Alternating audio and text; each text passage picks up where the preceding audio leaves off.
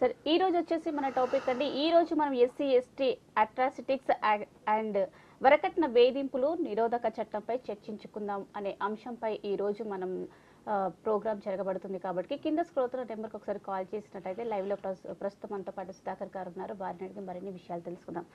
Sir, SC ST atrocities act ప్రాముఖ్యత గురించి వివరించండి సార్. ఈ ఎస్సీ ఎస్టీ అట్రాసిటీస్ యాక్ట్ కేవలం తాడిత పీడిత బలహీన అట్టడుగు వర్గాల వారికి సమాజంలో అణిచివేయబడుతున్నారు, వారికి న్యాయం జరగట్లేదు, వారికి పోలీస్ స్టేషన్ పోయినా న్యాయస్థానం పోయినా ఎక్కడ పోయినా కూడా వారికి న్యాయం జరగట్లేదు అన్న ఒక సంకల్పం వారిలో ఉన్నది. కాబట్టి ఇవన్నీ రూపుమాపి న్యాయపరంగా వారికి చట్టపరంగా వారికి లాభం చేకూర్చాలి, న్యాయం జరగాలన్న ఉద్దేశంతో ఈ ఎస్సీ ఎస్టీ అట్రాసిటీస్ యాక్ట్ పెట్టడం జరిగింది. దీంట్లో ఎస్సీ ఎస్టీ సంబంధించిన వారు అణిచివేతకు గురైనప్పుడు, వారు సమాజంలో వారిని చిన్నచూపు చూసినప్పుడు రాజ్యాంగం కల్పించినటువంటి ఒక హక్కు వారికి సంక్రమించింది. కాబట్టి వారు కూడా సొసైటీలో మనలాగా అందరిలాగా వారు కూడా సొసైటీలో ఉండాలన్న ఉద్దేశంతో, వారికి కూడా న్యాయం జరగాలన్న ఉద్దేశంతో, వారు కూడా సొసైటీలో నుంచి వెలివేసినటువంటి వారు కాదు, వారు కూడా సొసైటీలో ఉన్నవారు. కాబట్టి వారికి కూడా న్యాయం జరగాలి అన్న ఉద్దేశంతో ఇది ఒక అట్రాసిటీస్ యాక్ట్ పెట్టడం జరిగింది. ఈ అట్రాసిటీస్ యాక్ట్ వలన SC ST BC minority OBC వీళ్ళందరికీ కూడా రక్షణ కల్పించే ఉద్దేశంతో, ఎస్పెషల్లీ ఎస్సీ ఎస్టీ అట్రాసిటీస్ ఇవి బాగా జరుగుతున్న అధికంగా ఉన్నటువంటి గ్రామీణ ప్రాంతాలు, కొన్ని ఏరియాస్లో, సిటీస్లో, గ్రామీణ ప్రాంతాలు, అర్బన్ రూరల్ ఏరియాస్లో చాలామందికి ఇది ఒక యాక్ట్ ఉన్న విషయం కూడా తెలియదు. ఎక్కడైనా ఎస్సీ ఎస్టీ అట్రాసిటీస్ యాక్ట్ ఉన్నది అని తెలియజేసేందుకు చాలామంది ఏం చేస్తా ప్రయత్నం చేసి ఈ యాక్ట్ను రూపకల్పన చేయటం జరిగింది. కాబట్టి ఈ యాక్ట్లో SC ST BC minority OBC వారందరికీ కూడా ఖచ్చితంగా న్యాయం చేయాలి, న్యాయం జరగాలి. సొసైటీల వారు పోలీస్ స్టేషన్ పోయినా, కోర్టుకు పోయినా, పంచాయతీకి పోయినా, ఎక్కడ పోయినా కూడా వారికి న్యాయం జరగదు అన్న ఒక గట్టి నమ్మకం ఉన్నది. కాబట్టి ఆ నమ్మకాన్ని పక్కన పెట్టేసి చట్టపరంగా వారికి కావలసిన రక్షణ, చట్టపరంగా వారికి ఏవైతే ఉన్నాయో వీటి గురించి వాళ్ళు ఖచ్చితంగా తెలుసుకొని వారికి తగు న్యాయం జరుగుద్దన్న ఉద్దేశంతోనే, ఆ సంకల్పంతోనే ఈ ఎస్సీ ఎస్టీ అట్రాసిటీస్ యాక్ట్ పెట్టడం జరిగింది. సార్, మనదే కాలర్ రెడీగా ఉన్నారు, చూద్దాం. హలో హలో హలో అండి, నమస్తే. నేను నా పేరు గీత అండి. నేను బోరబండ నుంచి కాల్ చేశాను. నా న్యాయ సలహా కోసం అండి. న్యాయ సలహాల కార్యక్రమంకి మీ సలహా కోసం కాల్ చేశారమ్మా. ఓకే అమ్మా, పర్వాలేదు. ఈరోజు మనతో పాటు ఎం సుధాకర్ గారు ఉన్నారు, న్యాయవాది. మీకు ఎలాంటి న్యాయ సంబంధపరమైన ఏమైనా సమస్యలు ఉంటే సార్తో వివరించవచ్చు, మాట్లాడండి అమ్మా. అసలు యాక్చువల్లీ సార్తో మాట్లాడండి ఒకసారి. చెప్పండమ్మా, మీ సమస్య ఏంటి? హలో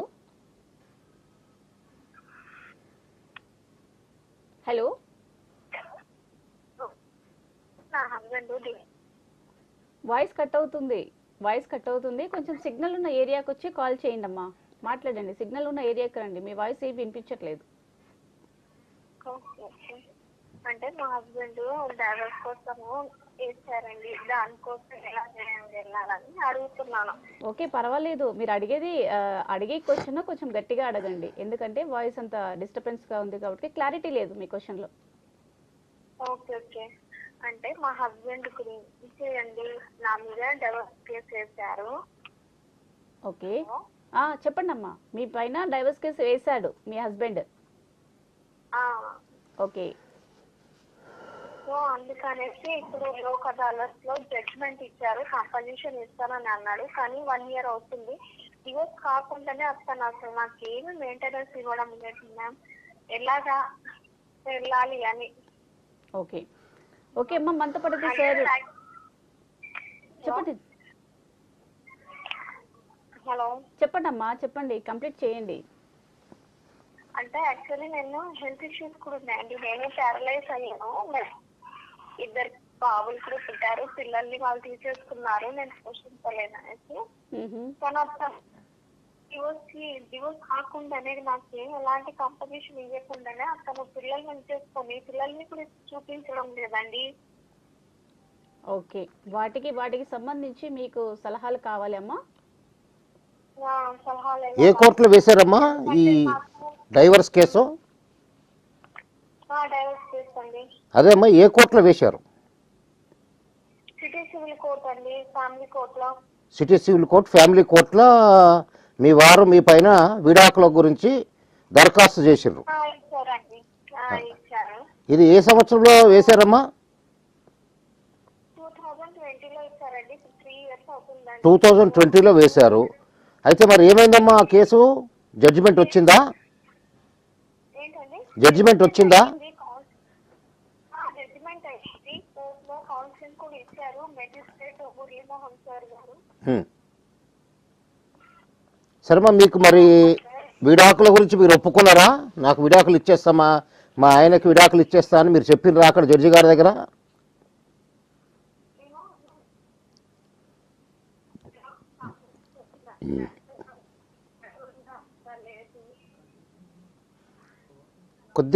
కొద్దిగా వాయిస్ కట్ అవుతుందమ్మా. కొద్దిగా వాయిస్ పెంచి చెప్పండి అమ్మా, వినమాట్లేదు మీ వాయిస్.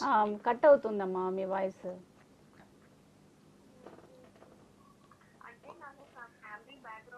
అంతగా లేదండి. పేరెంట్స్ కూడా చనిపోయారు. ఓకే, మీ ఫ్యామిలీ బ్యాక్గ్రౌండ్ మీ పేరెంట్స్ గురించి కాదమ్మా, మీ వారు మీ పైన కేసు వేశారు కదా, విడాకుల కేసు. ఆ విడాకుల కేసు వేసినప్పుడు మీరు ఇష్టంగానే ఏం తెలుసా, నేను విడాకులు ఇచ్చేస్తా అని చెప్పినరా? అంటే సైన్ పెట్టి ఇచ్చేసుకున్నారు సార్ అగ్రిమెంట్ పైన. అగ్రిమెంట్ పేపర్స్ మీద సైన్ పెట్టి చేసుకున్నారు. సో ఆ టైం 6 months టైం ఇస్తారు కదా సార్. ఆ 6 months టైమ్ లో కూడా అతను ఏమి లాస్ట్ ఇయర్ జనవరికి సైన్ చేపించేసుకున్నారు. ఈ జనవరి దాకా కూడా విడాకులు కాకుండా నాకు ఎలాంటి మెయింటెనెన్స్ ఇవ్వడం లేదు సార్. కాదమ్మా, ఇప్పుడు మెయింటెనెన్స్ అనేది సపరేట్ సబ్జెక్ట్ అమ్మా, విడాకులు అనేది సపరేట్ సబ్జెక్టు. ఇప్పుడు మీకు full and final settlement compensation కోసం ఏం తెలుసా ఇస్తా అని చెప్పి విడాకుల గురించి వేసినప్పుడు ఫుల్ అండ్ ఫైనల్ సెటిల్మెంట్ ఇస్తా అని చెప్పినమ్మా. ఫుల్ అండ్ ఫైనల్ ఇస్తాను సార్. ఎంత ఇస్తా అని చెప్పినమ్మా? హలో, ఎంత ఇస్తా అని చెప్పిండ్రు కాంపన్సేషన్? అంటే ఫుల్ అండ్ ఫైనల్ గా అతను 30 lakhs ఒప్పుకున్నాడు సార్. ఓకే, 30 lakhs ఇచ్చిండమ్మా మరి మీకు? లేదు సార్, ఇవ్వలేదు సార్. అక్కడ కోర్టులోనే ఉన్నారా? డిపాజిట్ చేయాలని చెప్పారు. కోర్టులో డిపాజిట్ చేసిండా మరి మీ ఆయన?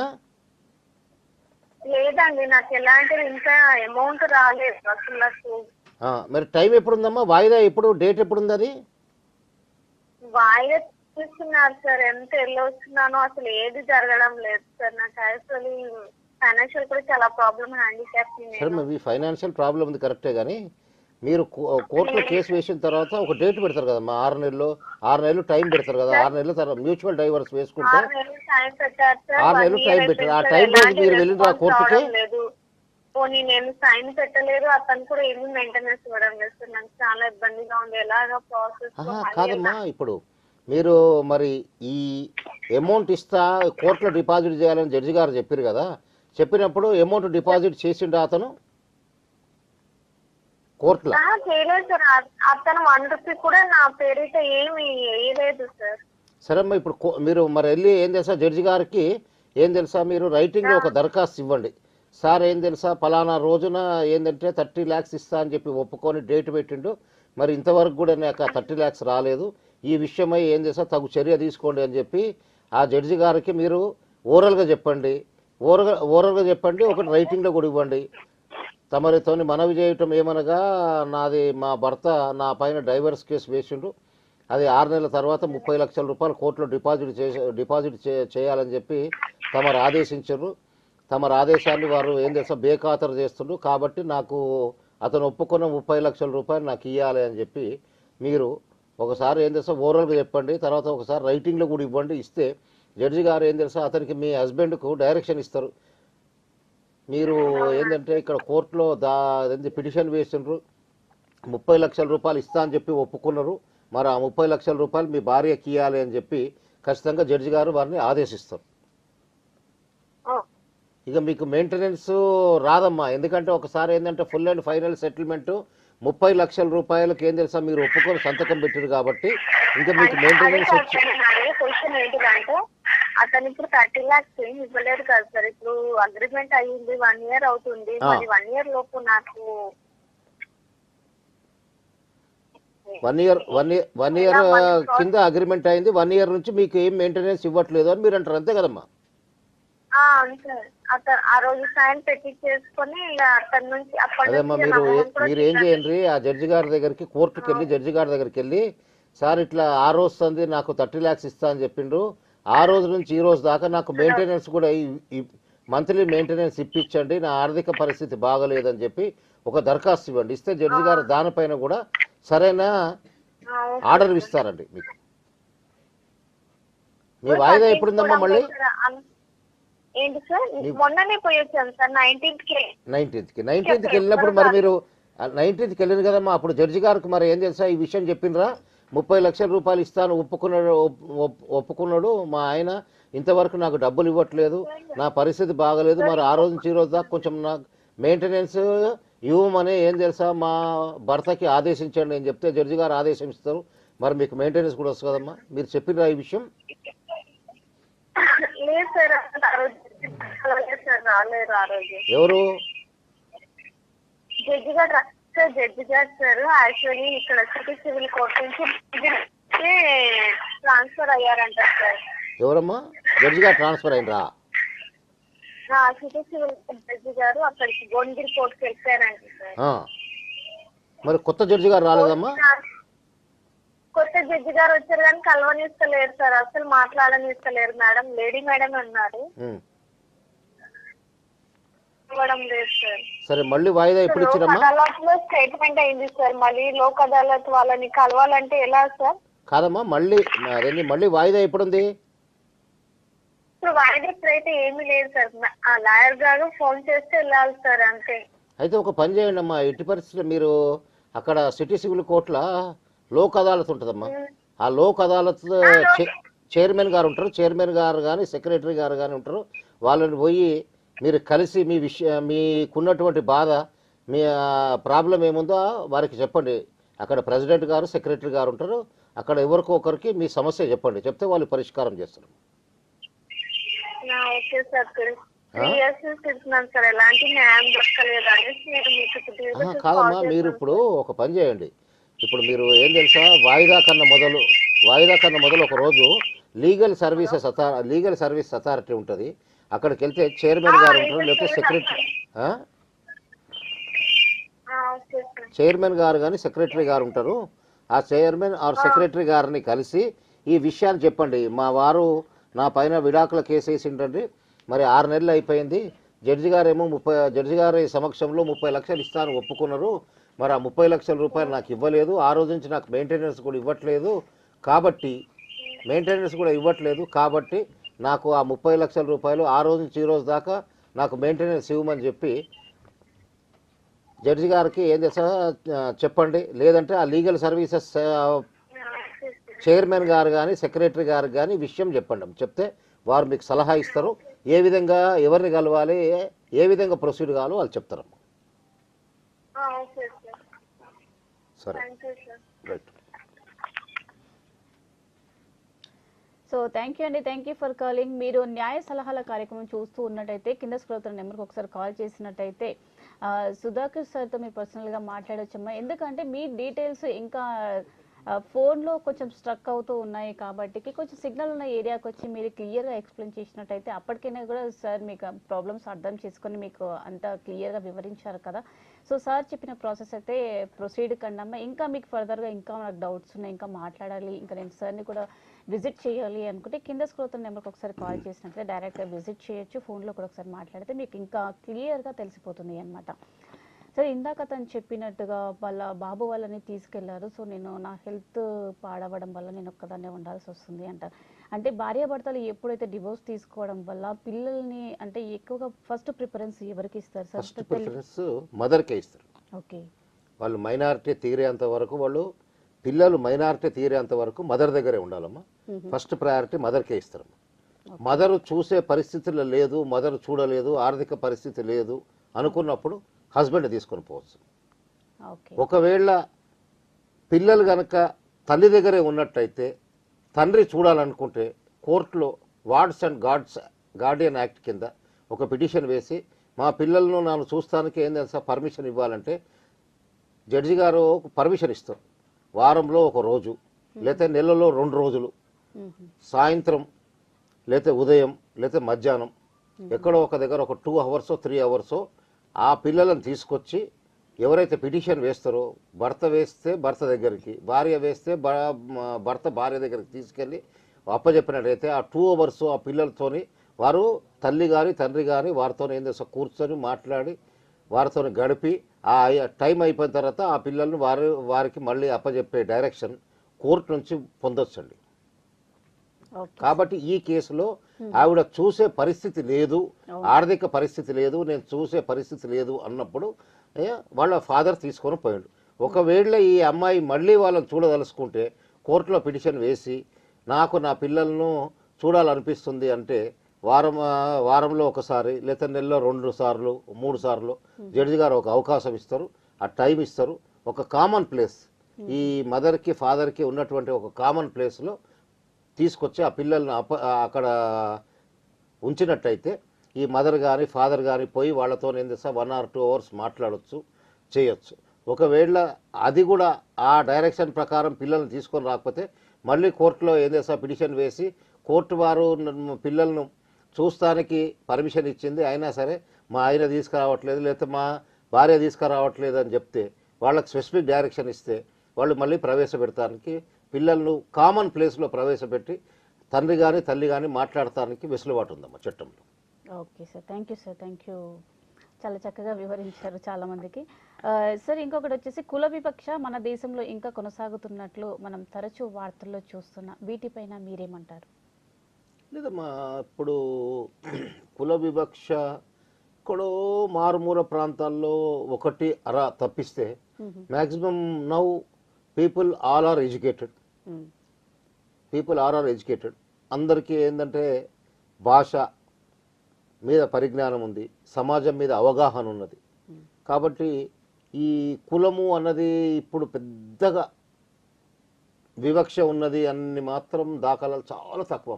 ఎక్కడో మారుమూల ప్రాంతాల్లో 1 అర ఏదైనా ఉంటుంది కప్పించి, కానీ కుల వివక్ష అంత పెద్దగా దానికి ప్రాముఖ్యత ఇచ్చి కుల వివక్షతకు గురైనరు అన్న సంఘటనలు ఏదో 1 అర నమోదైనాయి మన దృష్టికి వస్తే వచ్చినట్టున్నాయి. కానీ మ్యాక్సిమం కుల వివక్ష మాత్రం ఇప్పుడు లేదండి. ఇది ఎప్పుడో it was around before 30-40 years ఈ పరిస్థితి ఉండేది. కానీ నవ్వు ఏంటంటే ఆ జనరేషన్ పోయిందండి. ఈ ప్రజెంట్ జనరేషన్లో కుల వివక్ష ఏం లేదండి.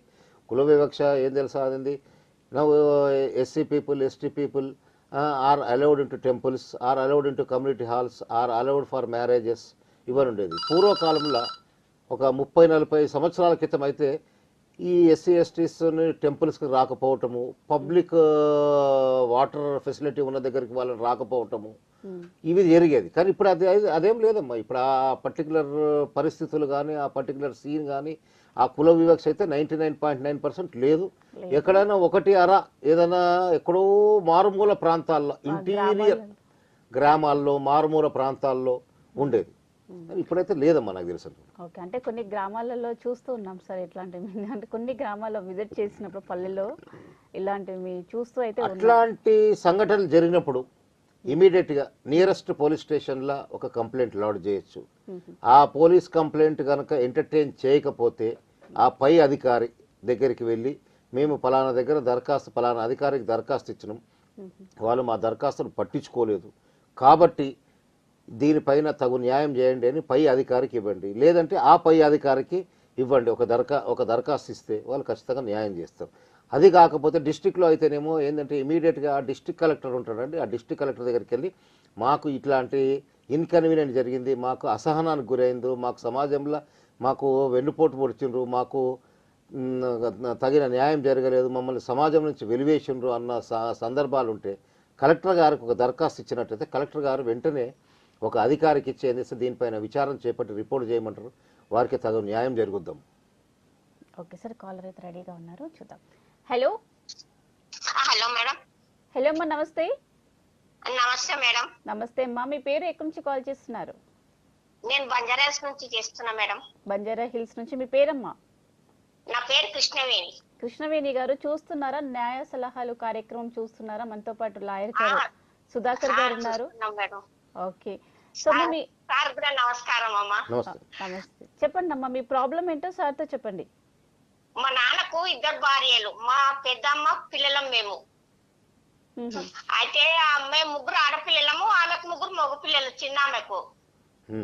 మాకు ఆస్తి ఉంది జైరాబాద్ లో. మేము ఆస్తిలో కోర్టులో కేసు వేసినాం, జైరాబాద్ లో గెలిచినాం. మేము గెలిచినాము. ఇప్పుడు వాళ్ళ అమ్మని అమ్ముకున్నారు. అమ్ముకొని మళ్ళా మా ఆస్తి మీద వాళ్ళకి కావాలని మళ్ళీ పెద్ద కోర్టుకు వచ్చింది సంగారెడ్డికి. ఇప్పుడు మా దగ్గర డబ్బులు లేవు, మేము తిరగాలంటే. మాకు ఏజ్ అయిపోయింది, మాకు కొంచెం ఒక 57 ఏళ్ళు ఉన్నాయి నాకు. మా ఆయనకు 65 ఏళ్ళు ఉన్నాయి. మా ఆయన హోటల్లో పనిచేస్తాడు. ఇప్పుడు మానేసిండు, చేతనైతే కాళ్ళ నొప్పులని. 5 మంది ఆడపిల్లలకు పెళ్లి చేశాను సార్ నేను. కాన్పులు అవి ఇవన్నీ నాకు చాలా ఇదైపోయింది. ఇది ప్రాబ్లం సార్. దీనికి ఏమైనా కాదమ్మా, ఇప్పుడు మీరు జైరాబాద్ కోర్టులో కేసు వేసింది కదా, గెలిచినాం. గెలిచిర్రమ్మా? ఎప్పుడు గెలిచిరమ్మా? అది గెలిచినాం మేము నవంబర్ లో గెలిచినాం సార్, పోయిన సంవత్సరం. పోయిన సంవత్సరం నవంబర్లో, అంటే 23 నవంబర్ 2023 నవంబర్లో కేసు గెలిచారు మీరు. కేసు గెలిచిన తర్వాత వాళ్ళు పెద్ద కోర్టుకు అప్పీల్కి వచ్చారు. అదేనా, సంగారెడ్డి జిల్లా కోర్టులో వేసిర్రా? జిల్లా కోర్టుకి వేసింది. అవును. లేదమ్మా, ఇప్పుడు ఎవరికైనా సరే ఒకసారి జడ్జిమెంట్ కనుక వచ్చినట్టయితే ఆ జడ్జిమెంట్ పైన వాళ్ళకు అనుకూలంగా రాకపోయినా, వాళ్ళకు వ్యతిరేకం వచ్చినా, వాళ్లకు తగు న్యాయం జరగలేదని అనుకుంటే పెద్ద కోర్టుకు పోయే ఆస్కారం ఉందమ్మా. పెద్ద కోర్టుకు వెళ్తారు వాళ్ళు ఖచ్చితంగా. మీరు కూడా ఏం తెలుసా, వాళ్ళు పెద్ద కోర్టుకు పోయినప్పుడు మీరు కూడా ఏం తెలుసా, మీరు కింద కోర్టులో మీకు ఏదైతే జడ్జిమెంట్ వచ్చిందో ఆ జడ్జిమెంట్ మాకు అనుకూలంగా వచ్చింది, జడ్జి గారు ఏం తెలుసా అన్ని వాదనలు తర్వాత మేము వేసినటువంటి అన్ని డాక్యుమెంట్స్ అన్ని చూసి తర్వాతనే మాకు జడ్జి గారు ఏం తెలుసా మాకు అనుకూలంగా తీర్పిచ్చిండ్రు. వాళ్ళు ఏంటంటే మమ్మల్ని ఏం చేస్తా వేధిస్తానికి, మమ్మల్ని సతాయిస్తానికి వాళ్ళు పెద్ద కోర్టుకు వచ్చి ఏం చేస్తా కోర్టులో కేసు వేసిందని చెప్పి మీరు కూడా ఏం తెలుసా జిల్లా కోర్టులో ఒక వకీల్ని పెట్టుకొని జవాబు వేయండి. లేదు మీరు వకీల్ని పెట్టుకునే స్తోమత లేదు అనుకుంటే మీరు అక్కడ ఏంటంటే సంగారెడ్డి జిల్లా కోర్టులో న్యాయ సలహా శిబిరాలు ఉంటాయమ్మా, లీగల్ సర్వీసెస్ ఉంటుందమ్మా, న్యాయ సలహా శిబిరాలు ఉంటాయి. అక్కడికి వెళ్ళి అక్కడ చైర్మన్ గారు ఉంటారు, తర్వాత సెక్రటరీ గారు ఉంటారు. మీరు వెళ్ళి సెక్రటరీ గారిని కానీ చైర్మన్ గారిని కలిసి మీకు జరిగినటువంటి అన్యాయము, మీకు జరిగిన బాధలు ఏమున్నాయో, న్యాయపరంగా ఉన్నటువంటి చిక్కులు ఏం తెలుసా వారికి వివరించండి. వారు ఒక న్యాయవాదిని ఏం చేస్తా మీ తరఫున పెట్టి మీ కేసు అక్కడ వాదిస్తానికి ఒక న్యాయవాదిని పెడతారు. ఆ న్యాయవాదిని కలిసి మీకు ఉన్నటువంటి సమస్య, మీకు జరిగినటువంటి ప్రాబ్లము, మీకు ఏ విధంగా మీకు అనుకూలంగా జడ్జిమెంట్ వచ్చింది, ఎప్పుడు వచ్చింది, మీ సమస్యలు ఏమున్నాయి, దానికి సంబంధించిన డాక్యుమెంట్స్, ఆ కేసు విషయాలు పూర్తిగా మీరు వారికి ఏం చేస్తా న్యాయవాదికి చెప్పినట్లయితే ఆ న్యాయవాది మీ తరఫున అక్కడ కోర్టులో వాదించి మీకు తగు న్యాయం జరిగేటట్టుగా ఏర్పాటు చేస్తారమ్మా. ఈ న్యాయ సలహాలు వాళ్ళు మీరు వెళ్ళి సంగారెడ్డిలో లీగల్ సర్వీసెస్ ఉంటుంది, అక్కడ చైర్మన్ గారు కానీ సెక్రటరీ గారు కానీ కలవండి అమ్మా. కలిస్తే మీ సమస్యకు పరిష్కారం ఉంటుంది. మీరు డబ్బులు లేవు, తర్వాత నేను జైరాబాద్ నుంచి సంగారెడ్డికి, తర్వాత బంజారా హిల్స్ నుంచి సంగారెడ్డికి వెళ్ళే పరిస్థితి లేదు అన్నప్పుడు ఒక న్యాయవాదిని మీ తరఫున పెడతారు. ఆ న్యాయవాది మీ తరఫున కేసును వాదించి మీకు అనుకూలంగా చేసేందుకు ఒక వెసులుబాటు ఉంది. మీరు వెళ్ళి న్యాయ సలహా అక్కడ లీగల్ సర్వీసెస్లో సెక్రటరీ గారు కానీ చైర్మన్ గారిని కలవండి. కలిస్తే మీ సమస్యకు పరిష్కారం జరుగుతుంది. మాకు పాత లాయరే వస్తాడు సార్, పాండురంగ సార్, జైరాబాద్ లో పాండురంగ సార్ పెద్ద లాయర్, ఆయనే వస్తాడు. ఓకే, వస్తే మంచిదే కదమ్మా. ఆయన ఏం తెలుసా మీ తరఫున వాదిస్తానికి రెడీ ఉన్నప్పుడు మీరు పోయి ఏం తెలుసా మీ సార్ని మీరు కింద కోర్టులో జైరాబాద్ కోర్టులో పెట్టుకున్నటువంటి న్యాయవాదిని కలిసి దానికి సంబంధించి చెప్పండి. చెప్పి అయ్యా వారి మా అన్నలు తర్వాత మాకు కావలసిన వాళ్ళు మా అపోజిషన్ పార్టీ వాళ్ళు ఏంటంటే అదేంటి అపీల్ వేసారు జిల్లా కోర్టులో, కాబట్టి మీరే వచ్చి వాదిస్తే కింద కోర్టులో మీరే వాదించారు కాబట్టి మీకు విషయం పూర్తిగా తెలుసు కాబట్టి మీరే వచ్చి వాదించి మాకు తగు న్యాయం చేయండి అని చెప్పి మీరు అక్కడ ఉన్నటువంటి మీ జైరాబాద్లో ఉన్నటువంటి న్యాయవాది గారికి కలిసి చెప్పండి. అప్పుడు న్యాయవాది గారు ఏం తెలుసా వచ్చి మీ కేసు వాదిస్తారు. ఒకవేళ అతను రాలేను, నాకు దూరం అవుతుంది, నాకు ఇబ్బంది అవుద్ది అనుకుంటే మీరు అక్కడ లీగల్ సర్వీసెస్లో పోయి చైర్మన్ గారు కానీ సెక్రటరీ గారిని కలిస్తే మీ తరఫున ఒక న్యాయవాదిని పెట్టి మీ కేసు వాదిస్తానికి ఒక న్యాయవాదిని అపాయింట్ చేస్తారమ్మా, మీకు తగు న్యాయం జరుగుద్దాం. సరే. సో విన్నారు కదమ్మా. ఇంకా మీకు ఫర్దర్గా ఇంకా ఇన్ఫర్మేషన్ కావాలి అనుకుంటే కింద స్క్రోల్ అవుతున్న నెంబర్కి ఒకసారి కాల్ చేసినట్టయితే సార్తో మీరు పర్సనల్గా కూడా మాట్లాడచ్చు. సార్, మరి ఎస్సీ ఎస్టీ అట్రాసిటీస్ యాక్ట్ నిజంగా బాధితులకు ఉపయోగపడుతుందంటారా? చాలా ఉపయోగపడుతుందమ్మా, 90% ఉపయోగపడుతుందమ్మా బాధితులకు. ఎస్సీ ఎస్టీ అట్రాసిటీస్ కేసు బాధితులకు బాగా ఉపయోగపడుతుంది. కానీ 90% ఆఫ్ ది కేసెస్ ఉపయోగపడుతుంది, 10% కొంత మిస్యూజ్ అవుతుందమ్మా. ఈ ఎస్సీ ఎస్టీ అట్రాసిటీస్లో ఒక 10% మిస్యూజ్ అవుతుంది. బాగా డబ్బున్న వారిని చూసి వారి పైన మీ పైన ఒక దరఖాస్తు ఇస్తారు. నన్ను ఏంటంటే ఎస్సీ ఎస్టీ నన్ను ఏం తెలుసా మాదిగోడు అని చెప్పి తిట్టిండని, మాలా అని చెప్పి తిట్టిండని ఒక దరఖాస్తు ఇస్తారు. దరఖాస్తు ఇస్తే ఈ డబ్బున్న వాళ్ళందరూ ఏం చేస్తారంటే కంపల్సరీగా పోలీస్ స్టేషన్ పిలుస్తారు. ఈ రోజు రా, రేపు రా, ఎల్లుండి రా అని చెప్పి ఓ 4-5 వాయిదాలు పిలుస్తారు. పిలిచినప్పటికి ఏమైందంటే ఇక్కడ ఒక బేరం స్టార్ట్ అవుతుంది. నీ మీద కంప్లైంట్ విత్డ్రా చేసుకుంటే నాకు 2 లక్షలు ఇవ్వు, కంప్లైంట్ విత్డ్రా చేసుకుంటా, లేదా 3 లక్షలు ఇవ్వు, నేను కంప్లైంట్ విత్డ్రా చేసుకుంటా అని బ్లాక్మెయిలింగ్ కూడా జరిగిన సంఘటనలు జరిగిన దాఖలాలు ఉన్నాయమ్మా. కాబట్టి 90% of the cases okay, but 10% misuse అవుతుంది. ఈ మిస్యూజ్ అవుతున్న కేసులలో ఆ బాధితులు ఏం చేయాలంటే ఖచ్చితంగా వారి మీద దరఖాస్తు ఇచ్చారు కదా, ఆ పై అధికారికి పోయి అయ్యా మా మీద ఏం చేస్తా తప్పుడు దరఖాస్తు ఇచ్చారు, మాకు అసలు సంబంధం లేదు, దీని మీద లోతైన విచారణ జరిపి ఈ తప్పుడు కంప్లైంట్ ఇచ్చినటువంటి వారి మీద చర్య తీసుకోవాలి అని చెప్పి ఒక దరఖాస్తు ఇచ్చినట్టయితే ఆ పై అధికారి, ఈ అధికారి ఎవరైతే చేస్తారో ఆ అధికారి ఆ పై అధికారి దగ్గరికి పోయి మీరు నాకు తప్పుడు కంప్లైంట్ ఇచ్చారు, నా మీద తప్పుడు కేసు పెట్టారు, దీనిపైన లోతైన విచారణ జరపాలని చెప్పి దరఖాస్తు ఇస్తే ఒకవేళ కనుక నిజంగానే ఆ లోతైన విచారణలో కనుక ఇది నిజమని తప్పని తేలితే వారి మీద చర్యలు తీసుకుంటానికి కూడా ఉంటుంది. Okay sir. మరి వచ్చేసి పేద దళిత గిరిజన వర్గాలకు ఎస్సీ ఎస్టీ అట్రాసిటీస్ యాక్ట్ వల్ల న్యాయం జరగలేదనే వాదన ఉంది, దీనిని ఎలా చూడొచ్చు అంటారు? చాలా మంది అమ్మా ఎస్సీ ఎస్టీ పేద గిరిజన వారు కంప్లైంట్ ఇస్తానికి పోలీస్ స్టేషన్కి వెళ్ళరు.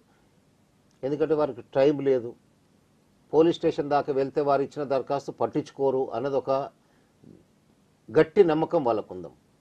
అయితే ఖచ్చితంగా దీంట్లో ఏంటంటే వాళ్ళ మీద ఏదైనా దాడి జరిగినప్పుడు, వాళ్ళకి ఏదైనా అన్యాయం జరిగినప్పుడు ఖచ్చితంగా పోయి ఏంటంటే వాళ్ళు దరఖాస్తు ఇవ్వాలమ్మా. దరఖాస్తు ఇచ్చి వాళ్ళు ఆ పోలీస్ అధికారికి విషయాన్ని మొత్తం పూర్తిగా చెప్పినట్టయితే వాళ్ళు అది స్టేట్మెంట్ రూపంలో రాసుకొని వాళ్ళు ఒక ఎఫ్ఐఆర్ చేసి ఎవరైతే వీళ్ళ మీద దాడులు జరిగిందో తర్వాత అన్యాయానికి గురైనో వాళ్ళని పిలిపించి లోతైన విచారణ చేసి వాళ్ళ మీద ఈ చట్ట ప్రకారం చర్యలు తీసుకొని వాళ్ళకి రిమాండ్ చేస్తారు. రిమాండ్ చేసిన తర్వాత వాళ్ళకి ఏంటంటే జైలుకి పంపిస్తారు, తర్వాత బెయిల్ వస్తుంది. ఇది ఒక ప్రాసెస్ ఉందమ్మా. కానీ చాలామంది పోలీస్ స్టేషన్కి వెళ్ళరు, దరఖాస్తు ఇవ్వరు.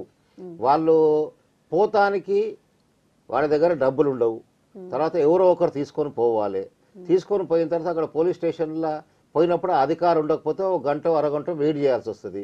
ఆ గంట అరగంట వీళ్ళు వెయిట్ చేసే పరిస్థితి లేదు.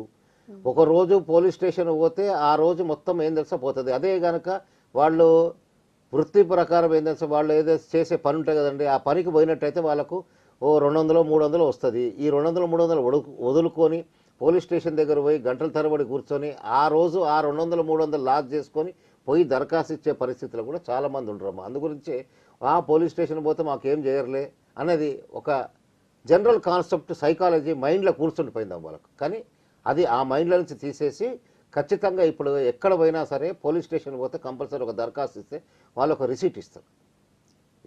Your complaint is received. ఆ కంప్లైంట్ రిసీవ్డ్ అని దరఖాస్తు తీసుకుంటే కంపల్సరీ ఏం చేస్తారు, వాళ్ళకి న్యాయం జరుగుతుంది. వాళ్ళకు ఒక ఎఫ్ఐఆర్ చేస్తారు, వాళ్ళకు వీళ్ళని పిలిచి వీళ్ళ స్టేట్మెంట్లు రికార్డు చేస్తారు. ఆ బాధితులు అయితే ఆ నిందితులు ఎవరైతే ఉన్నారో వాళ్ళని పిలిచి వాళ్ళని కూడా విచారణ చేస్తారు. అవసరమైతే బాధితుల నిందితులను సమక్షంలో ఇద్దరిని విచారణ చేసి ఎవరు ఏం జరిగింది అన్నది లోతైన విచారణ జరిపి వారికి తగు న్యాయం చేస్తానికి పోలీసు వారు ఉన్నారండి. ఒకవేళ కనుక ఆ పరిస్థితి లేకపోయినట్లయితే ఆ పై అధికారి, జనరల్గా ఈ SC ST atrocities cases DSP స్థాయి అధికారి విచారణ చేయాలి. అంతే డిఎస్పీ స్థాయి కన్నా కింద స్థాయి అధికారి విచారణ చేస్తానికి లేదండి. చట్టం దానికి ఒక రూపకల్పన చేసింది. డిఎస్పీ గారు, డిఎస్పీ ఆ పై స్థాయి అధికారి, డిఎస్పీ, అడిషనల్ ఎస్పీ, ఎస్పీ. కాబట్టి వీరే కంపల్సరీ ఇన్వెస్టిగేషన్ చేయాలి. డిఎస్పీకి అధికారి కన్నా కింద స్థాయి అధికారులు ఈ కేసు ఇన్వెస్టిగేషన్ చేస్తానికి కానీ విచారణ జరుపుతానికి కానీ వాళ్ళకి ఎట్లాంటి రైట్ లేదమ్మా. అట్లా జరిగినట్టయితే దాని మీద కూడా ఏంటంటే ఎస్పీ గారికి ఒక జిల్లాలో అయితే ఎస్పీ గారికి, సిటీలో అయితే కమిషనర్ గారికి, అయ్యా నాకు ఏంటంటే డిఎస్పీ స్థాయి కింద అధికారి ఇన్వెస్టిగేషన్ చేస్తుండు, మాకు న్యాయం జరగదు. కంపల్సరీ ఏంటంటే not below the rank of DSP or ACP అధికారి విచారణ చేయాలి. ఒకవేళ చేయకపోయినట్టయితే ఆ పై అధికారికి పోయి కంపల్సరీ ఒక దరఖాస్తు ఇస్తే వాళ్ళు ఏం చేస్తారంటే వెంటనే ఈ ఇన్వెస్టిగేషన్ చేసే అధికారిని మార్చి ఇంకో అధికారిని పెడతారు. పెట్టి లోతైన విచారణ, నిష్పక్షపాతంగా విచారణ చేయమని చెప్పి వాళ్ళకు స్పష్టమైన ఆదేశాలు ఇస్తారు. ఓకే సార్, మళ్ళీ ఎస్సీ ఎస్టీ అట్రాసిటీస్ గురించి చాలా చక్కగా వివరిస్తున్నారు సార్. మీ ప్రోగ్రాంలో ఒక చిన్న విరామం తీసుకుందామా? న్యాయ సలహాల కార్యక్రమంలో చిన్న విరామం. City vision singing star. Hi అండి, నేను మీ సింగర్ సిద్ధార్థ్. మన సిటీ విజన్ ఛానల్లో ఈ ఆదివారం సింగింగ్ స్టార్స్ లైవ్ ప్రోగ్రాంలో మీకు నచ్చిన పాటలు పాడటానికి, మిమ్మల్ని ఎంటర్టైన్ చేయడానికి నేను వచ్చేస్తున్నాను. మరి మీరు కూడా నాతో పాటు పాడటానికి, మీకు నచ్చిన పాటలు వినడానికి రెడీనా? మరి ఇంకెందుకు ఆలస్యం, ఈ ఆదివారం ఉదయం 10:30 నుంచి మధ్యాహ్నం 12 గంటల వరకు singing stars live program, don't miss it. Singer Nagaveni. ఈ ఆదివారం మన సిటీ విజన్ ఛానల్లో సింగింగ్ స్టార్ లైవ్ ప్రోగ్రాంలో మీ అందరి ముందు పాటలు పాడి అలరించడానికి నేను వస్తున్నాను. సో ఆదివారం 10:30 నుండి 12 గంటల వరకు మంచి మంచి పాటలతో మిమ్మల్ని అలరించడానికి మీ ముందుకు వస్తున్నాము. Don't miss it.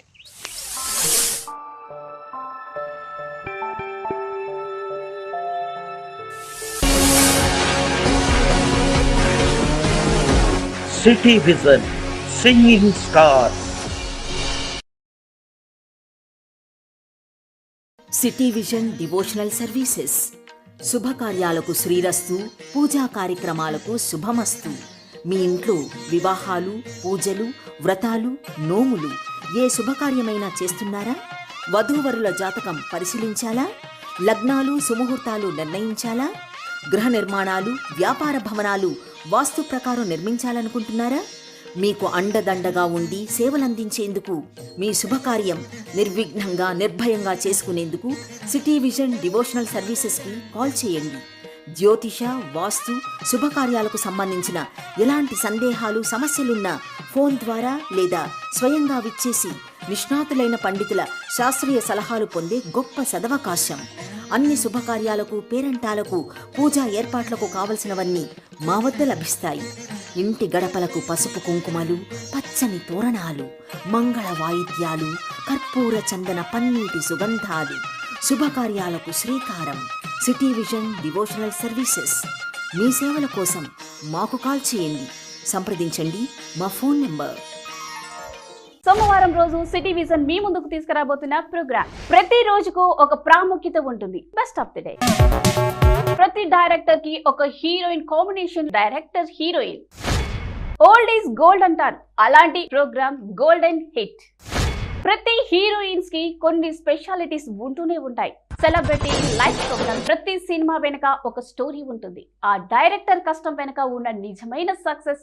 Directors dairy. పిల్లలు చిచ్చిన పిడుగులు. ఇప్పటి జనరేషన్ కి అనుగుణంగా పిల్లలు, వారి మనస్తత్వాలు, నిపుణుల సలహాలను, సూచనల ద్వారా ప్రతి ఒక్కరికి అందించి ఈ సూత్రధారి లైవ్ షో.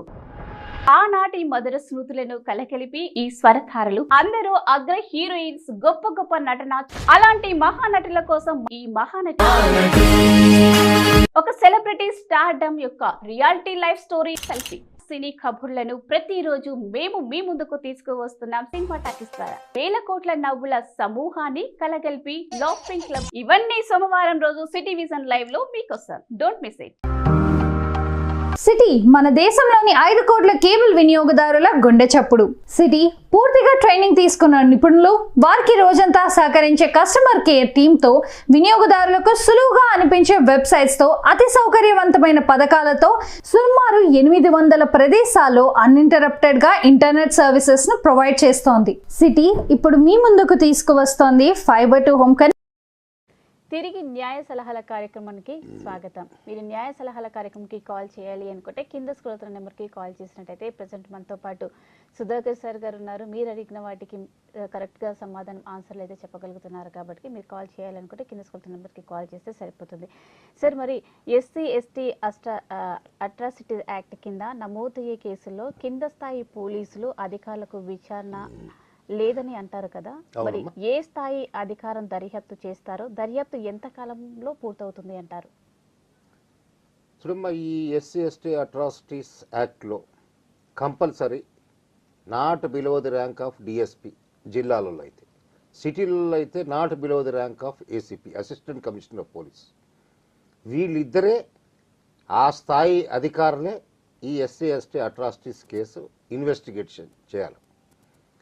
అంతకన్నా కింద అధికారులు కనుక ఇన్వెస్టిగేషన్ చేస్తే ఆ investigation is not proper.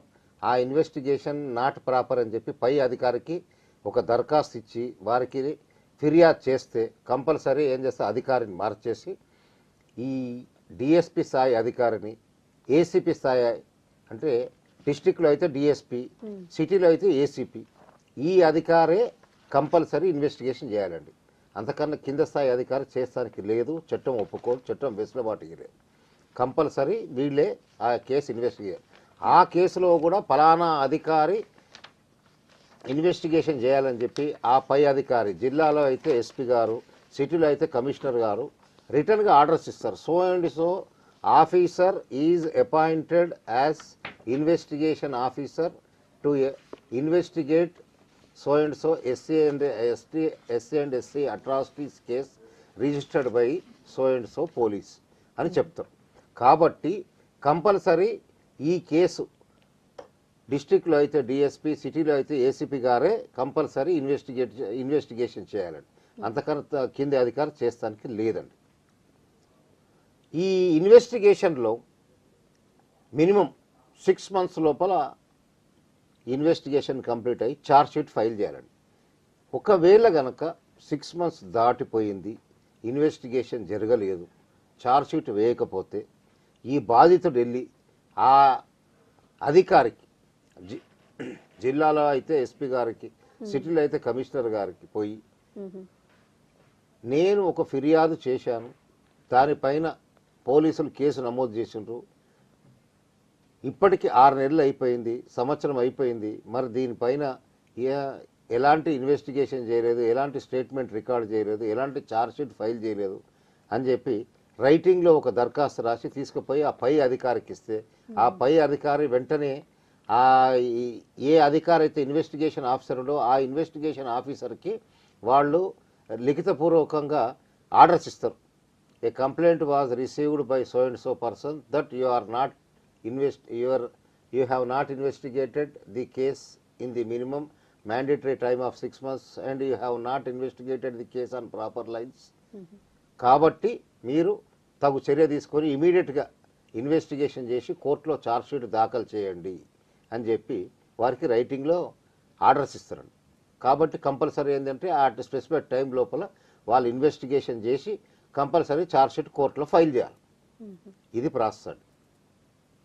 Okay, మరి ఆర్థికంగా రాజకీయంగా పలుకుబడి ఉన్న దళితులు, గిరిజనులు ఎస్సీ ఎస్టీ అట్రాసిటీస్ యాక్ట్ దుర్వినియోగం చేస్తున్నారనే ఆరోపణలు ఉన్నాయి, ఇది నిజమే అంటారా? మరి ఇది ఒక 10% కరెక్ట్ అండి. 90% ఆర్ జెన్యున్ కేసెస్ ప్రతి దగ్గర ఉంటుంది కదండి. Yes, no, good, bad, right, wrong అన్నట్టుగా ప్రతి దగ్గర ఈ 10% ఆఫ్ ది కేసెస్ మాత్రం కంపల్సరీ ఏంటంటే ఈ ఫాల్స్ కేసెస్ అనేది చెప్పొచ్చు మనం. ఈ కంపల్సరీ ఏదో ఒక దరఖాస్తు ఇస్తారు, బాబు అతను ఏంటంటే ఎవరో ఒక అతను బిగ్ షాట్ ఉన్నాడు, ఇండస్ట్రియలిస్ట్ ఉన్నాడు, తర్వాత అతనుకు బాగా ఫైనాన్షియలీ సౌండ్ ఉండు, అతని మీద ఒక దరఖాస్తు ఇస్తే మనకి ఏదో 4 డబ్బులు వస్తాయి లేకపోతే 4 డబ్బులు రాలుతాయి అన్న ఉద్దేశంతో అక్కడక్కడ కొంత ఫాల్స్ కంప్లైంట్స్ వచ్చినట్టు కూడా మేము చూడటం జరిగింది. కంపల్సరీ ఏంటంటే ఎక్కడో ఒక దగ్గర 10% of the cases are false cases, but 90% of the cases are genuine cases where SC and ST people have availed their opportunity, availed their rights and availed all the remedies available to them. కాబట్టి వారికి 90% of the cases are genuine cases, 10% cases are false cases. అది false case అని prove చేసి పోలీసులు final report చేసిన సందర్భాలు కూడా ఉన్నాయండి. ఓకే సార్, కాల్ రెడీగా ఉన్నారు, చూద్దాం. హలో హలో హలో అండి, నమస్తే. నమస్కారం అండి. నమస్తే అండి, మీ పేరు ఎక్కడి నుంచి కాల్ చేస్తున్నారు? నా పేరు మహాలక్ష్మి అండి, నేను నల్లకుంట నుంచి మాట్లాడుతున్నాను. మహాలక్ష్మి గారు నల్లకుంట నుంచి చూస్తున్నారండి ప్రోగ్రామ్ న్యాయ సలహాలు కార్యక్రమం చూస్తూ ఉన్నారా? చూస్తున్నాను మేడం. ఓకే అండి, మీకు న్యాయ సంబంధమైన ఎలాంటి సందేహాలు ఉన్నా కూడా సార్తో వివరించవచ్చు, మాట్లాడండి. ఓకే అండి. నమస్కారం సార్. నమస్తే అమ్మా. సార్, మా సిస్టర్ వచ్చి అంటే మా అమ్మగారు మా నాన్నగారు చనిపోయిన తర్వాత చిన్నప్పుడు చనిపోయారు. నా పెళ్ళైన తర్వాత మా తమ్ముడు మా చెల్లి చిన్న వాళ్ళైతే వాళ్ళు నేనే చదివించాను సార్. తర్వాత నేనే మ్యారేజ్ కూడా చేశాను, అన్ని ఇవ్వాల్సినవన్నీ ఇచ్చాము, బాగానే పెళ్లి చేశాను. కాకపోతే ఏంటంటే మా మరిది కొంచెం రివర్స్ ఉంటారు సార్, అన్ని మేము ఇచ్చి బాగానే తీసుకుంటాడు, కాకపోతే మేము ఇంటికి వెళ్ళేసరికి గొడవలు పెట్టుకుంటున్నాడు. మీతోనమ్మా గొడవ ఎవరితో పెట్టుకుంటుడు? మేము అటు వాళ్ళ ఇంటికి రావద్దు అంటున్నాడు మా చెల్లిని. మేము ఏం పెట్టినా మళ్ళీ మా చెల్లికి ఏ అవసరాలు కావాల్సి వచ్చినా మమ్మల్ని అడిగిద్ది, మేమే ఇస్తుంటాము. ఆయన తన అవసరాలు ఏమీ చూసుకోడు. ఏం కావాల్సి వచ్చిన నన్ను మా తమ్ముడిని అడిగితే మేమే వేస్తూ ఉంటాము. మొన్న కూడా మేము పండగ కానీ ఒక 1 year 1.5 year కొంచెం గొడవ అయ్యి మేము వెళ్ళలేదు మా చెల్లి వాళ్ళ ఇంటికి. తర్వాత మొన్న ఏదో పని వచ్చి ఇంకా అక్క రా, నేను చూడాలనిపిస్తుందని గొడవ చేస్తుంటే నేను ఇంకా బాధపడుతున్నాను. నేను మా తమ్ముడు మా పిల్లలు వెళ్ళాము పండగప్పుడు. మేము వెళ్ళాము, 1 or 2 days బాగానే ఉన్నాడు, బ్యాగ్ సర్దుకొని బయటకు వెళ్ళిపోయాడు. వస్తాడు అనుకుంటే మీ అక్క వాళ్ళు వచ్చారు కదా, నువ్వు వాళ్ళతోనే హ్యాపీగా ఉండు అని చెప్పానని బయటకు వెళ్ళిపోతే మా చెల్లి ఏడుస్తూ ఫోన్లు చేస్తుంది మా మధ్యకి. కానీ అతను ఫోన్ తీయట్లేదు, ఒకటి ఏడుస్తుంది. తర్వాత వాళ్ళ బ్రదర్స్ కి వాళ్ళందరూ తెలుసు తను ఎక్కడున్నాడు అనే విషయం కూడా చెప్పలేదు మా చెల్లికి. తనేమో అందరితో ఫోన్ చేపించి మా చెల్లిని తిట్టిస్తున్నాడు. ఇదేమో ఏడుస్తా ఉంది, ఏమైనా చేసేసుకున్నాడేమో, ఎక్కడికి వెళ్ళిపోయాడేమోనని ఏడుస్తా ఉందన్నమాట. వాళ్ళ బ్రదర్స్ కూడా, మా మరిది వాళ్ళ బ్రదర్లు కూడా ఫోన్ చేసి నీ వల్లే మీ అక్క వాళ్ళని రావద్దని రానిచ్చావు, నీ వల్లే వాడు ఎక్కడికో వెళ్ళిపోయాడు, ఏం చేసేసుకున్నాడు ఏమో అని భయపెట్టేవాళ్ళు అన్నమాట ఫోన్ చేసి. దాని ఏంటంటే ఇప్పుడు మేము పెట్టే తీసుకుంటున్నాడు, మేము అన్ని చూసుకుంటున్నాము, మమ్మల్ని మాత్రం ఇంటికి రావద్దు అంటున్నాడు. మేము వస్తే నచ్చదండి సార్, మేము రావద్దంట. వాళ్ళు మన బ్రదర్లు వాళ్ళ సిస్టర్స్ రావచ్చంట వాళ్ళ ఇంటికి, మేము మా చెల్లిని చూడడానికి వాళ్ళ ఇంటికి వెళ్ళకూడదంట. ఎందుకు గురించి రావద్దంటున్నారు? కారణం ఏమీ లేదు సార్, అదొక సాడిస్ట్ ఇంక చెప్పాలంటే కూడాను ఏమీ లేదు సార్. మా పెళ్ళప్పుడు బాగానే ఉన్నాం, అన్ని బాగానే చూసుకున్నాము. ఆ చెల్లిని ఏమి పట్టించుకోడు, జాబ్ చేయమంటాడు. అసలు రీజన్ ఏంటంటే చెల్లి MBA చేసింది, జాబ్ చేయమంటున్నాడు. ఫస్ట్ ఆల్రెడీ జాబ్ చేసింది ఆ పిల్ల. ఏమైందంటే పిల్ల చిన్న పాప అన్నమాట చెల్లికి. తను జాబ్కి వెళ్ళి ఇంటికి వచ్చేసరికి పాపని ఎవరు పట్టించుకున్న వాళ్ళ ఇంట్లో లేరు, వాళ్ళ అత్తగారు కూడా సరిగ్గా చూసుకునేది కాదు. తన ఇంటికి వచ్చేసరికి పిల్ల పక్కన ఇంట్లో దగ్గర కూర్చోవడం, తిండి లేకుండా ఏడవడం ఇలాంటివి చూసి నాకు పిల్ల కంటే ఏమి ఎక్కువ కాదని జాబ్ మానేసింది. తర్వాత తనకి హెల్త్ ప్రాబ్లమ్స్ ఎక్కువైపోయింది, థైరాయిడ్ ఎక్కువైపోయి కొంచెం లావుగా అయిపోయి చాలా ప్రాబ్లం ఫేస్ చేస్తుంది. థైరాయిడ్ హాస్పిటల్ చూపించడానికి మెడిసిన్ కూడా ఇవ్వట్లేదు తను, మొత్తం మేమే చూసుకుంటున్నాం, ఇస్తున్నాము. జాబ్ చేయాలంటే దానికి మెంటల్ కండిషన్ బాగాలేదు, పిల్లని వదిలేసి వెళ్ళకపోతుంది. అక్క నా పరిస్థితి ఇదని చెప్తుంది, ఏం చేయాలో తెలియట్లేదు సార్ మాకు.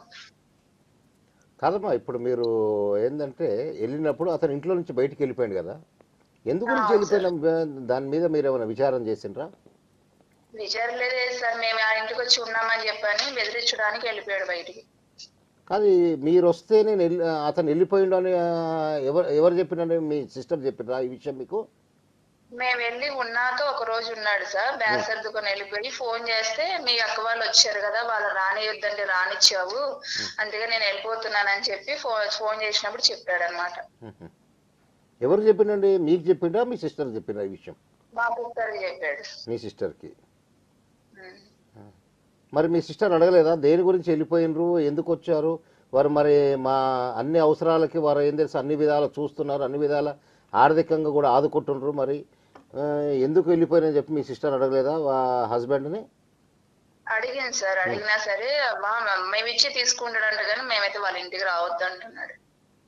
అది ఎందుకమ్మా అంటే మీరు ఇచ్చినా తీసుకుంటాడు కరెక్టే, కానీ మిమ్మల్ని ఎందుకు రావద్దు అంటుండు? మీరు వస్తే వారికి ఏం నష్టం జరుగుతుందంట అడిగినరా?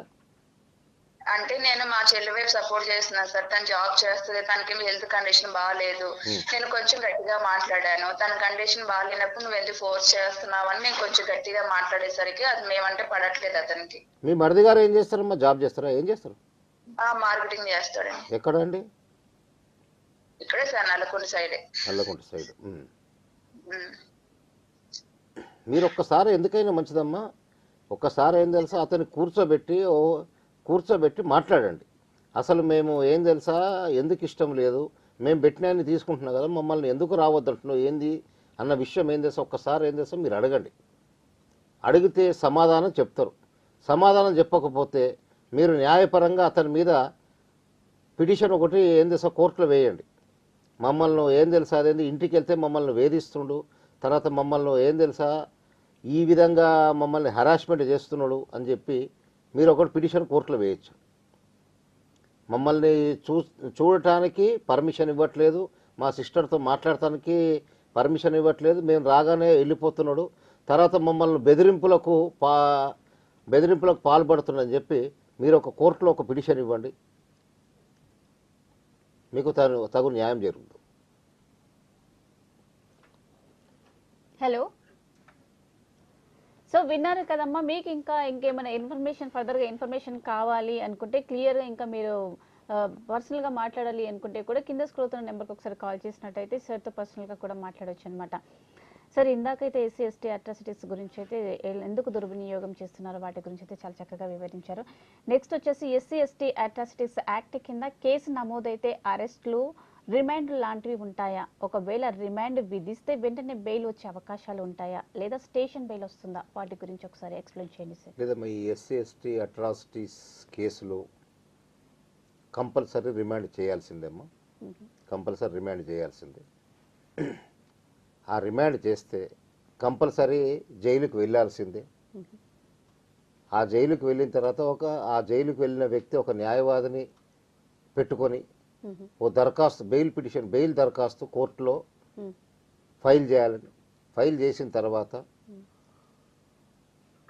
ఇరు పక్షాల వాదనలు, పోలీస్ తరఫున పీపీ గారు ఉంటారు, పీపీ గారు వాదనలు, డిఫెన్స్ అడ్వకేట్ గారు వాదనలు రెండు విన్న తర్వాత జడ్జి గారు ఏం చేస్తే ఒక ఆర్డర్ పాస్ చేస్తారు. బెయిల్ ఇవ్వాలి అనుకుంటే ఎందుకు ఇవ్వాలి అని చెప్పి డీటెయిల్ ఆర్డర్ రాస్తారు. బెయిల్ డిస్మిస్ చేస్తే ఎందుకు డిస్మిస్ చేస్తున్నామో ఆ డీటెయిల్ ఆర్డర్ రాసి డిస్మిస్ చేస్తారు. కానీ కంపల్సరీ ఏంటంటే ఎస్సీ ఎస్టీ అట్రాసిటీస్ కేసులో కంపల్సరీ రిమాండ్ చేయాల్సిందే. స్టేషన్ బెయిల్ ఇచ్చే ఆస్కారం లేదు.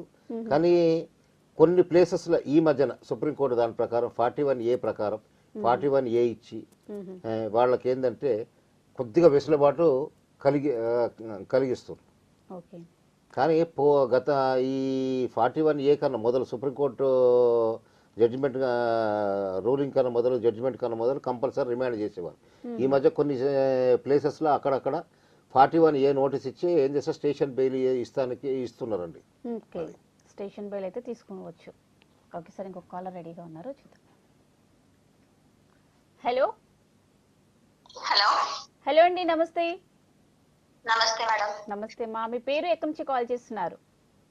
నా పేరు ధీరజ అండి. ఎక్కడి నుంచి అండి? దిల్సుఖ్ నగర్ నుంచి. ఓకే అండి, లైవ్ చూస్తూ ఉన్నారా? న్యాయ సలహాల కార్యక్రమం చూస్తూ ఉన్నారా? చూస్తూ ఉన్నాను. సో మీ సందేహాలు ఏమైనా ఉంటే మనతో పాటు సుధాకర్ సార్ గారు ఉన్నారు, వారిని అడిగి మరిన్ని విషయాలు తెలుసుకోండి. మీరు ఓకే, చెప్పండమ్మా మీ సలహా. హలో. చెప్పండమ్మా మీ సమస్య ఏంటో. సమస్య అంటే అంటే అది గొడవల్లో మా పేరెంట్స్ దగ్గర ఉండిపోయింది సార్. నేను హస్బెండ్ నేను వేరేగా ఉంటున్నాం.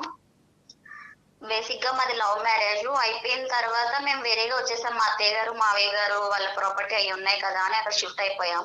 ఇప్పుడు ఏమంటే నేను లవ్ మ్యారేజ్ చేసుకుని వెళ్ళిపోయాయి కదా, మీకు నాకు సంబంధం లేదని నాకు ఇవ్వాల్సిన ప్రాపర్టీ కూడా ఇవ్వడం లేదు. ప్లస్ ఏమో నాకు సొంతంగా నేను జాబ్ చేస్తున్న సమయంలో వాళ్ళకి డబ్బులు పంపించాను అనమాట మా పేరెంట్స్ కి.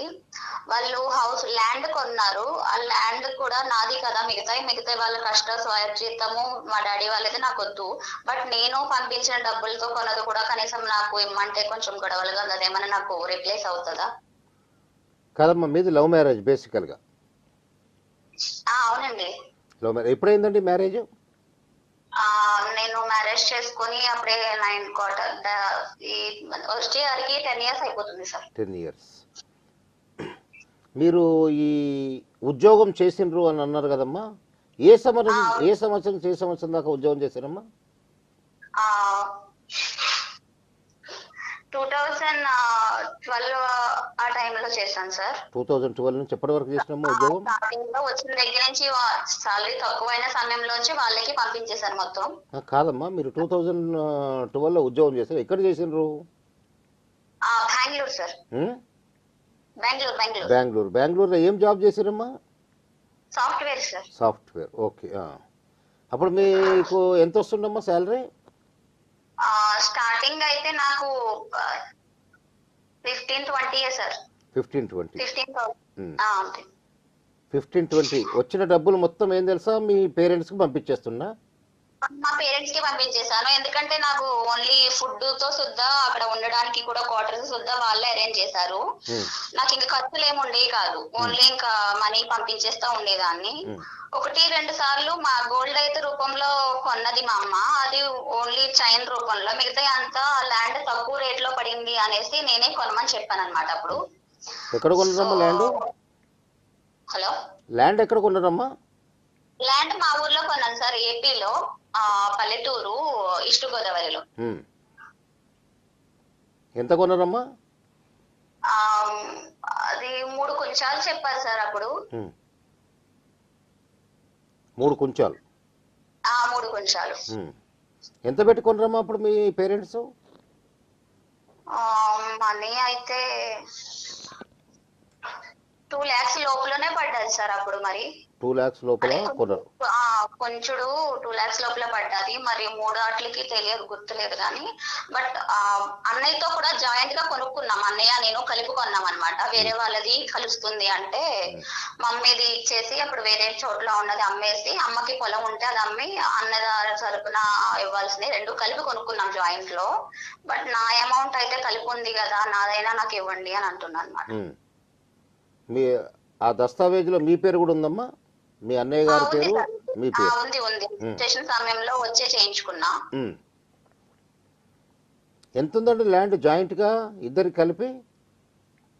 మొత్తానికి వచ్చేసి 8 కుంచాలు సార్. అందులో 3 కుంచాలన్నర అమౌంట్ అప్పట్లో 3 కుంచాలన్నర నాకు రాయించారనమాట నాకు సొంతంగా. అంటే దారిలో అయ్యి కూడా ఉంటాయి కదా విడగొడితే, కొబ్బరి తోటల కింద దారిలో అయ్యి విడగొడితే కొంచెం దాకా వేరే సైడ్ పోయింది అన్నారు. 3 కుంచాలన్నర నా పేరున రిజిస్ట్రేషన్ లో మొత్తానికి కలిపి రాయించిన సాక్షి సంతకాలతో సుద్ధా ఉంది నా దగ్గర ఇప్పటికి. ఆ దస్తావేజులో మీ పేరు ఉందమ్మా? దస్తావేజులో ఉంది సార్ నా పేరు. మీ పేరు మీ అన్నయ్య గారి పేరు? అవునవును. ఇప్పుడు ఏంటంటే మొత్తానికి అక్కడే కదా, ఇప్పుడు నేనైతే బెంగళూరులో సెటిల్ అయి ఉన్నా, మా అత్తయ్య గారు మావయ్య గారి దగ్గరే ఉంటున్నా. కానీ ఏంటంటే వాళ్ళే వాడుకుంటున్నారు, వాటి మీద వచ్చే డబ్బులు కూడా వాళ్ళే తింటున్నారు అన్నమాట.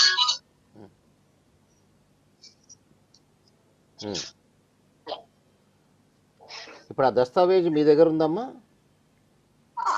దస్తావేజీ తెచ్చుకోలేదు సార్ వచ్చేటప్పుడు నేను అక్కడికి. దస్తావేజ్ చూస్తే గానీ ఏంటంటే మీ సమస్యకు పరిష్కారం చెప్పొచ్చమ్మా.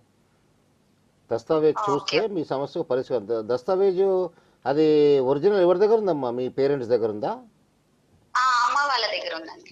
మరి అడిగితే ఇవ్వరా మీ పేరెంట్స్? అప్పుడే ఈ గొడవలకి కూడా అర్థం అవట్లేదు సార్. ఇప్పుడు వేస్తే వాళ్ళ మీదే వేయాలి. నా బ్రదర్స్ వాళ్ళతో అయితే గొడవలు కామన్ గానే ఉన్నాయి. ఇప్పుడు దాని మీదకి వెళ్ళాలా ఏంటి అనేది తెలియక కాల్ చేశాను అనమాట. కాదమ్మా, ఇప్పుడు ఆ దస్తావేజ్ చూస్తే మీ సమస్యకు పరిష్కారం చెప్పొచ్చు. మీకు వాళ్ళు ఎందుకు ఇవ్వమంటున్నారు, ఏమి ఇవ్వమంటున్నారు, అసలు మీ పేరు పైన ఉందా లేదా ఏంది. ఒకవేళ మీ పేరు పైన ఉన్నట్టయితే ఆ సమీప ఎక్కడైతే మీ ప్రాపర్టీ ఉందో అక్కడ సమీపంలో కోర్టు ఉంటుంది. ఆ కోర్టులో ఏం తెలుసా, ఒక పిటిషన్ ఫైల్ చేయండి. నాకు కూడా దీంట్లో ఏం తెలుసా, అదేంటి ఇద్దరు పేరు పైన ఈ దస్తావేజ్ ఉంది, ఈ ప్రాపర్టీలో నాకు కూడా సగం ప్రాపర్టీ నాది, సగం ప్రాపర్టీ మా అన్నయ్యది, కాబట్టి ఆ మ్యూట్స్ అండ్ బౌండ్స్తో ఏం తెలుసా నాకు సపరేట్గా నా ల్యాండ్ నాకు ఇవ్వమని చెప్పి కోర్టులో ఒక దావా వేయండి అమ్మా. వేస్తే మీకు న్యాయం జరుగుతుంది. హలో, సో విన్నారు కదమ్మా. ఇంకా మీరు ఇంకా ఫర్దర్గా ఇన్ఫర్మేషన్ కావాలి, ఇంకా పర్సనల్గా మాట్లాడాలి, తెలుసుకోవాలి అనుకుంటే కూడా ఇందాక చెప్పినట్టుగా కింద స్క్రోల్ అవుతున్న నెంబర్కి కాల్ చేసినట్టయితే మీరు సార్తో పర్సనల్గా మాట్లాడచ్చు కూడా. సరే, ఇందాకైతే ఎస్సీ ఎస్టీ అట్రాసిటీస్ యాక్ట్ కింద నమోదయ్యే కేసులో నేరం రుజువైతే శిక్ష ఎంతకాలం పడుతుందో వివరిస్తారా? ఈ ఎస్సీ ఎస్టీ అట్రాసిటీస్ కేసులో నేరం కనుక రుజువు అవుతే 7 to 10 years లోపల వేయచ్చండి. దాంట్లో 7 to 10 years 7 సంవత్సరాల నుంచి 10 సంవత్సరాల లోపల శిక్ష వేయచ్చు. అది సరిగ్గా కనుక ఏం తెలుసా రుజువు కాకపోతే కేసు కొట్టేస్తారు. కాకపోతే ఏం తెలుసా కొంతమంది ఏం తెలుసా అంటే మ్యాక్సిమం వేయకుండా వాళ్ళు ఏం తెలుసా జడ్జి గారు అడుగుతారు, మీకు శిక్ష ఎందుకు వేయద్దు, ఎందుకు తగ్గించాలి అన్నప్పుడు, సార్ నాకేం తెలుసా భార్య ఉంది, తర్వాత పిల్లలు ఉన్నారు, నాకు ఓల్డ్ ఏజ్ పేరెంట్స్ ఉన్నారు, నాకు సొసైటీలో రెస్పాన్సిబిలిటీస్ ఉన్నాయి, సోషల్ రెస్పాన్సిబిలిటీస్ ఉన్నాయి, ఇవన్నీ చూసి జడ్జి గారికి ఏం చేస్తే తగ్గించే అధికారం ఉంటుంది. కాబట్టి తగ్గించే ఆస్కారం ఉంది, తగ్గించే అధికారం ఉంది, కాబట్టి తగ్గించి వేస్తారు. ఇవన్నీ చెప్పిన సమస్యలు, ఇవన్నీ చెప్పిన ఈ బాధలు ఇవన్నిటిని పరిగణలోకి తీసుకొని జడ్జి గారు తగ్గించే ఆస్కారం ఉంది. ఓకే సార్, మళ్ళీ ఎస్సీ ఎస్టీ అట్రాసిటీస్ యాక్ట్లో సవరణలో అవసరమని మీరు భావిస్తున్నారా? అవసరమే అండి. చూడండి, చాలాసార్లు రాజ్యాంగం ఉంది కదండి, రాజ్యాంగంని అమెండ్ చేసిండ్రు, కాన్స్టిట్యూషన్ని అమెండ్ చేసిండ్రు. అట్లాంటి టైంలో కంపల్సరీ ఏం చేస్తే ఎస్సీ ఎస్టీ అట్రాసిటీస్ కేసులో కూడా సవరణలు ఖచ్చితంగా అవసరమే అండి. దీంట్లో ఏమైపోయిందంటే మ్యాక్సిమం ఎస్సీ ఎస్టీ అట్రాసిటీస్ కేసులో ఓన్లీ ఎస్సీ కమ్యూనిటీ పీపులే ఈ పర్టికులర్ అట్రాసిటీస్ని వినియోగం చేసుకుంటారు. కానీ ఎస్టీ పీపుల్ మాత్రం చాలా తక్కువ అండి. ఎస్టీకి కమ్యూనిటీకి సంబంధించిన వారు చాలామంది కూడా ఫిర్యాదు చేయలేదు, ఫిర్యాదు చేస్తాను కూడా వాళ్ళు ముందుకు రాలేదు. ఎందుకు రాలేదేమో కానీ only SC community people have availed this particular act. But ST community వాళ్ళు చాలా తక్కువ. ఎక్కడైనా కేసులు నమోదైతే 1 ఏదైనా నమోదైతే కానీ మ్యాక్సిమం ఏంటంటే SC ST atrocities cases register అయ్యి ఎస్సీ కమ్యూనిటీకి చెందిన వాళ్ళే ఈ పర్టికులర్ యాక్ట్ను సద్వినియోగం చేసుకున్నారు చాలామంది, కొంతమంది దుర్వినియోగం చేసుకున్నారు. కానీ ఈ ఎస్టీ కమ్యూనిటీకి చెందిన వాళ్ళు ఎవరు కూడా జనరల్గా ఈ యాక్ట్ను సద్వినియోగం చేసుకుంటలేదు, దుర్వినియోగం చేసుకుంటలేదు. కాబట్టి దీని మీద కొంత ఈ కమ్యూనిటీ పరంగా కూడా వాళ్లకు అవగాహన చేయాల్సిన అవసరం ఉంది. కంపల్సరీ వాళ్ళకి ఎడ్యుకేట్ చేయాలి. మీకు ఈ చట్టంలో ఈ రైట్స్ ఉన్నాయి, ఈ విధంగా మీకు లాభం అవుతుంది, ఈ విధంగా చేస్తే మీకు ఏం చేస్తారు, దరఖాస్తు ఇచ్చిన వారికి కూడా బాధితులకు కూడా ఏంటంటే కొంత ఆర్థిక సాయం ఇస్తారు. కలెక్టర్ ఆఫీస్ పోయినట్టయితే ఆర్థిక సాయం ఇస్తారు.